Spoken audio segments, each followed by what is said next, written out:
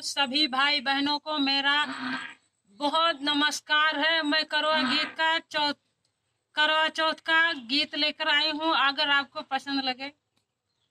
उतरियावा चंद्रमा हमरे अंगनेवा, उतरियावा चंद्रमा हमरे अंगनेवा, अमरे सुहाग के दिनवा, अमरे सुहाग के दिनवा, करियावा पूजनवा, करे पूजनवा, उतरियावा चंद्रमा हमरे अंगनेवा, उतरियावा चंदा हमरे अंगनवा, करबै पूजना।